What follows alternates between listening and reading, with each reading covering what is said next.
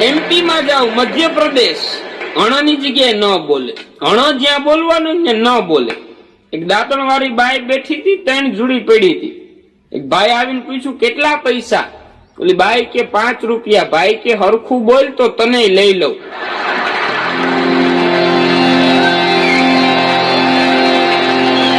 ધીરે ધીરે સમજા. હું તો કાયમ કઉ છું, આપને હાસ્યની સાથે સાથે કઈક ભૂદેવના દીકરા તરીકે એક વાત એવી પણ આપવી છે કે જગતમાં સાચું છે ને એ ટકી દે છે સાહેબ. ડુપ્લિકેટ છે ને, ચાઇનીઝ એક માણસ અમારી નોકરી કરતો હતો ને, તેનું એક્સિડન્ટ થયું. હું ખબર કાઢવા ગયો. એટલે હું ખબર કાઢવા જેવો ગયો નહીં, 5 મિનિટમાં ગુજરી ગયો. જાતા જાતા મને એટલું કેતો ગયો, ચી ચા ચું. હું કડે છે, મેં કીધું આને કઈક આપણને જાતા જાતા સંદેશ આપ્યો છે. હું ચાઇના સેટ પૂછ્યો એના હાટું. મેં જઈને એક જણાને પૂછ્યું, મેં કીધું આ ચી ચા ચૂ નો અર્થ શું થાય? એને કીધું કે ભાઈ તમારો પગ મારી ઓક્સિજનની નળી ઉપર છે હટાવી લ્યો, બાકી હું ગુજરી જાય. ઓલો કેતો તો હું સમજો ને ગુજરી ગયો. ચી ચા ચું કરતો એમ સમજાઈ જાય ને તો કોકનો જીવ બચાવી શકીએ, બાકી તો આમાં માણા ક્યારે ગુજરી જાય. આજ મારે મેં કીધું કે હાચાની જગતમાં કિંમત છે. સત્ય માણસને છે ને કસોટી વેઠવી પડી છે. દુઃખ છે આબરૂદાર ને, જેને હારાથી અંગોળ. હારા માણસને તકલીફ છે. સાચું હોનું છે ને કોઈ દી હળતું નથી, પણ સાચું હોય તો સુધીરભાઈ. મને એક ભાઈ બહુ સોનું પહેર્યું હતું. મેં કીધું સસરાનો માલ લાગે. મને કે નાના બગસરાનો. મને પરસેવો વળી ગયો. હોનું કોઈ દી હળતું નથી.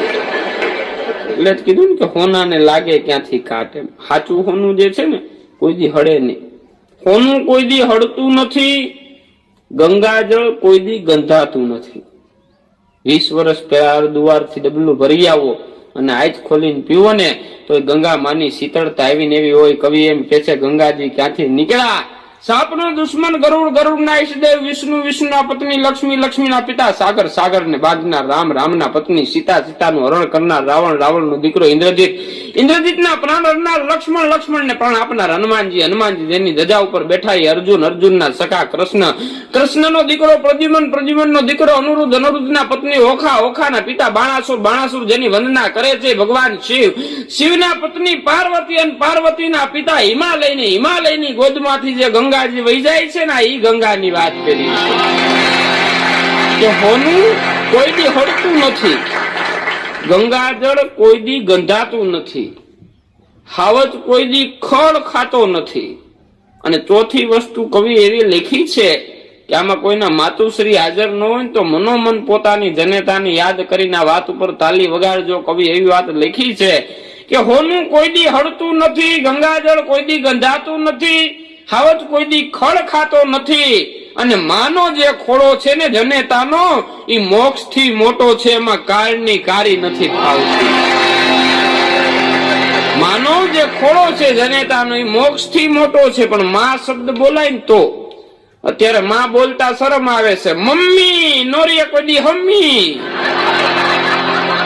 બહુ ભણેલા તો પાછા મોમ કે, અરે તારી મોમ માથે પડે બોમ. હું ફોરેન ગયો ને 5 વર્ષના છોકરાને મેં પૂછ્યું, મેં કીધું કોણ છે? મને કે મમ. મેં કીધું અમારે ઇન્ડિયામાં છોકરાઓ ખાવાને મમ કે, આ માને મમ કે. એની બાજુમાં એના મમ્મીના નાના બેન ઉભા હતા. મેં કીધું આ મને કે મિનિમમ. એની બાજુમાં એના મમ્મીના મોટા બેન ઉભા હતા. મેં કીધું આ મને કે મેક્સિમમ. હવે આ મોટો થઈને મહારાણા પ્રતાપ કે જોગીદાસ ખુમાણ નો થયો. એ તો ઉદરના સંસ્કાર હોય ને. તો હું તો કાયમ કહું છું, સંપત્તિવાન તમે રાયતો રાત થઈ જાઓ, પણ સંસ્કારને તો આવતાય પેઢીયું લાગે અને સંસ્કારને તો જાતાય પેઢીયું લાગે સાહેબ. એને તો એ બધું અંદરથી ઉદરના સંસ્કાર છે. આ બધું જગતમાં ક્યાંય બાયણે ગોતવા ન જવું પડે અને પિક્ચર માંથી જોઈને ક્યાંય મળે નહીં. હું તો કાયમ કહું છું, પિક્ચર નો અત્યારે એવો યુગ છે સાહેબ કે પેલા ગીતો આપણને સાંભળવા ગમતા. અત્યારના પિક્ચરના ગીતો એવા ધનુર ઉપડી જાય. મેં પરમદી ટીવી ચાલુ કર્યું, ધનુર ઉપડી જવું ગીત. મેં સા ક્યું હું, મેં સા ક્યું. મેં ભાઈ તાર બાપુજીને પૂછ ને, આમાં અમારો કઈ વાત એમ. આવા ગીતો મેં એસા ક્યું. પેલા આલરડા મર્યાદા વાળા હતા કે પેટમાં પોઢી અને સાંભળેલી બાળે રામ લક્ષ્મણની વાત. આલરડું એટલે મારા દીકરાને એમ કે છે કે હાલ હું તારી હારે રડું ને એનું નામ આલરડું છે. હમણાં અત્યારના બેનો આલરડા ગાય છે, છોકરાઓ સુઈ જાય છે. મારું ઓબ્ઝર્વેશન છે, છોકરો એમ સમજે છે કે આવું બોગસ સાંભળવું એના કરતા સુઈ જવું સારું. એક બેન આલરડું ગાતા હતા ને, છોકરો કે સુઈ જા, ઉલ્લુ લુલ્લુ હાલ્યો ને તારો બાપ ટાલ્યો. ટાઇલ વાળા કોઈ દુઃખ ન લગાડતા. ટાઇલ વાળા ભાઈઓને એક વાતનું સુખ છે, હુએ ત્યારે એવા ને એવા, ઉઠે ત્યારે એવા ને એવા. જેમ ફ્રીજ માંથી સફરજન કાઢો ને તાજે તાજા હોય. ટાઇલ વાળાને એક વાતનું દુઃખ, આપણે મોઢું ધોય તો આપણને હજ ખબર પડે એ બાઉન્ડ્રી બાઈને વયો જાય. હમણાં એક ભાઈ ની ટાઇલ ઉપર આવીને માખી બેઠી, એ માખી બેઠી, બીજી માખી બેઠી. બે માખી વાતો કરવા માંડી, કા બેન પ્લોટ લીધો? હમણાં જ લીધો. ઓલી બીજી માખી કે બાંધકામ ક્યારે ચાલુ કરવું? ઓલા ભાઈ ના માથામાં ઢીમણું હતું કે જેસીબી મગાવ્યું, જરાક ઢેફા ઉડાડ દઉં ને. એક વાત બેનોને ખાસ સાંભળવા જેવી છે કે રે ભંગાર વાળો આવે ને જૂનો ભંગાર લઈ જાય, ઈ જ ભંગાર વાળો 6 મહિના પછી એમાં રિપેરિંગ કરીને પાછો નવો કરીને દઈ જાય. ભગવાને આવું જ કઈક કરે છો. પછી ઘેરે બાઈ વાત નથી કરતી, બાબો દાદા જેવો લાગે.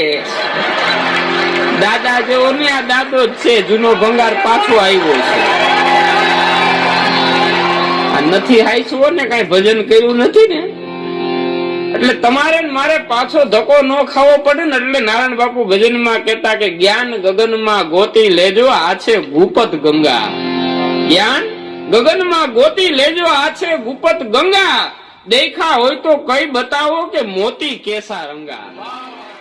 કઈક ભારતમાં સંસ્કૃતિ ખૂટી હોય તો જ મહારાષ્ટ્રમાં દારૂની છૂટી હોય, મોટા મોટા બંગલા વાળા હોય, ઘેરે લગભગ તાળા હોય, ઓફિસમાં પટા વાળા હોય, નાના એના કાળા હોય, દેખાવમાં રૂપાળા હોય, હકપણમાં એક હાળા હોય, એમાં પાછા કઈક ગોટાળા હોય, અને કવિ કલ્પનાથી લખવા વાળા હોય, અને સમજે છે રસિક કવિ કે દુનિયામાં કાગડા બધે કાળા હોય. કાગડા બધે એક હરખા જ હોય. મને તો એ નથી ખબર પડતી સિદ્ધતભાઈ કે આ આપણે ભાદરવા મહિનામાં કાગવાસ નાખી આપણા વડવાઓ ગુજરી જતા હોય છે, પછી કાગડા થતા હોય છે. જીવતે જીવતા તો હોય જ. એક ભાઈ હેલ્મેટ પહેરીને હરાજ નાખતા હતા. મેં કીધું હેલ્મેટ પહેરીને હરાજ નાખો છો? મને કે બાપુજી નો મગજ બહુ ગરમ છે, ચાટ બાત મારી દે તો. એક ભાઈ હરાજ નાખે, કાગડો ગોળ ગોળ ઘુમરા મારે, ઉપર લેન્ડિંગ ન કરે. નાના ભાઈ મોટા ભાઈ ને કીધું કે બાપુજી નીચે કેમ નથી ઉતરતા? કે ગેલેરીમાં બા ઉભા છે ને. મેરા પછી આવી નવી ધાક છે. તેની બા ત્યાંથી બોલી, હું ઓળખું એને, મારા હાથનું ક્યાં ભાઈ હરા દે બીજે ઉલારી આવ્યા છે.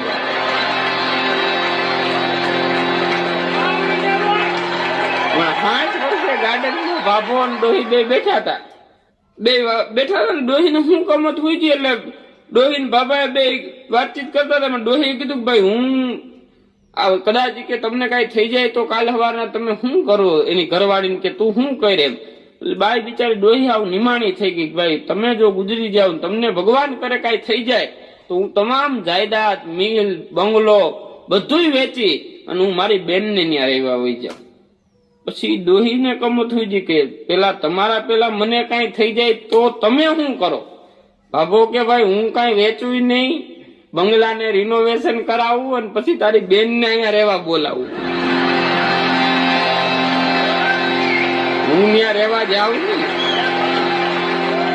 આપણો કાઠિયાવાડી માણસ છે ને કોઈ દી કઈ પાછો ન પડે. એમાં હું તો કાયમ કઉ છું, સૌરાષ્ટ્રના માણાની મજા છે, કોઈ દી છેતરાય નહીં.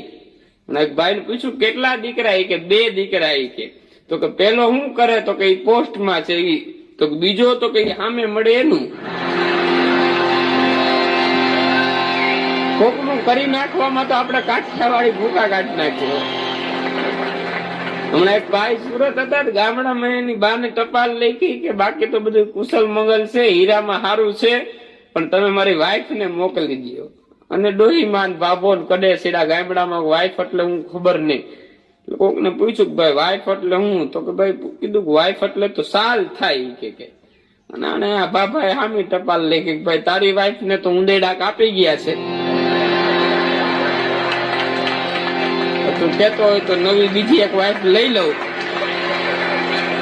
શબ્દ છે ને સમજાય તો જ મજા આવે. અંગ્રેજી હોય, હિન્દી હોય, ગુજરાતી હોય, બાર ગાવે બોલી બદલે તરવર બદલે શાખા.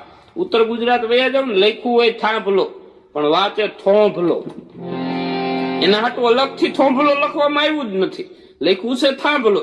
પણ બાર ગાવ આગા વયા જાવ ને એટલે ભાષા ફરી જાય. ઉત્તર ગુજરાતમાં જાઓ હળદ ની જગ્યાએ ર બોલે. હળદ જ્યાં બોલવાની ત્યાં ર બોલે. એમ કે હું તમને મરવા આવવાનો હતો